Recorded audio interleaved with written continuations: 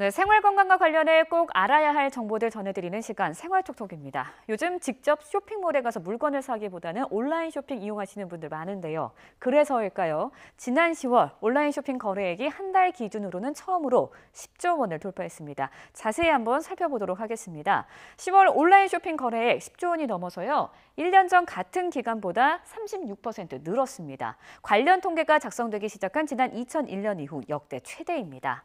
네, 그렇다면 어느 품목에서 거래가 가장 활발했을까요? 지난해 같은 기간과 비교를 해봤더니 의복과 음식료품에서 매출이 급등했습니다. 추석 연휴가 있었던 지난해 같은 달보다 택배 일수가 5일 더 늘었고요. 이른 겨울 추위로 방한 의류 구매가 늘어난 것도 주요 원인으로 꼽히고 있습니다. 네, 이렇게 매출이 급등한 온라인 쇼핑에 이어 모바일 쇼핑 거래액도 1년 전보다 50% 가까이 급등한 6조 2,399억 원을 기록하면서 역시 역대 최대치를 보였습니다. 네, 연말이다 보니 연말 연초 휴가 때 쌓여있는 마일리지 어떻게 써야 할지 고민하시는 분들 많으신데요. 앞으로는 여름 휴가철을 포함한 성수기에 마일리지 항공권을 구하기가 수월해진다는 소식입니다. 국토교통부가 최근 국적 항공사들과 합의해 휴가철 극성수기 등에도 마일리지 좌석을 5% 이상 배정하기로 했다고 밝혔습니다.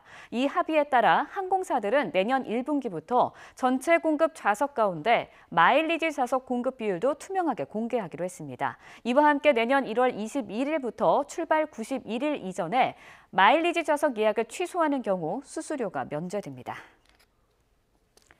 네, 휴대하기 편하고 가격도 저렴해 오늘 같은 겨울 추위에 많이 쓰시는 핫팩. 그런데 이 핫팩 때문에 화상을 입는 등 피해 사례가 잇따라 접수돼서 주의가 요구되고 있습니다. 한국소비자원은 최근 3년 반 동안 핫팩 관련 위해 사례가 226건이 접수됐다면서 비교적 심각한 정도인 2도와 3도 화상이 대부분을 차지했다고 밝혔습니다. 핫팩은 발열이 10시간 이상 지속하고 최고 70도까지 올라가 저온 화성을 입을 수 있는 위험이 있어서 사용상 주의사항 등을 표시해야 하는데요. 일부 제품은 표시도 미흡한 것으로 나타났습니다. 소비자원은 핫팩을 구매할 때는 KC 마크를 확인하고 맨살에 직접 붙여 사용하지 말고 잠을 잘 때는 사용을 자제할 것을 당부했습니다. 네, 본격적인 겨울 추위가 시작되자 보건당국이 저체온증, 동상 같은 한랭 질환에 주의할 것을 당부했습니다. 한랭 질환은 약한 추위에 발생할 위험이 더 크기 때문에 초겨울인 요즘에 신경을 써야 한다고 합니다. 김정회 기자가 취재했습니다.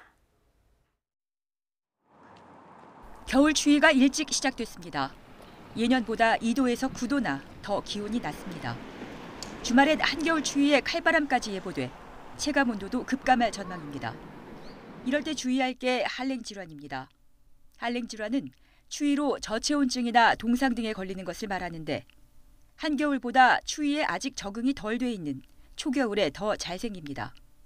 50대 이상 고령자가 특히 한랭 질환에 취약하고 동상이나 동창보다 저체온증 환자가 월등히 많습니다.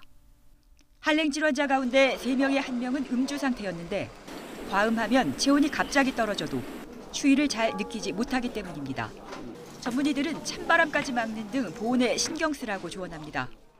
단순히 따뜻하게 하는 것도 중요하지만은 이제 바람의 영향을 무시할 수가 없거든요. 그런 바람이 있게 되면 더 체온이 빨리 떨어져서 더 동상의 위험성이 높아집니다. 그래서 그런 것도 잘 막아주시는 게 좋겠습니다.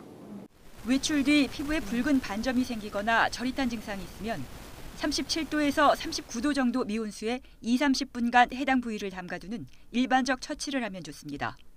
그러나 피부가 검붉어지고 물집이 생길 때는 바로 병원을 찾아야 합니다.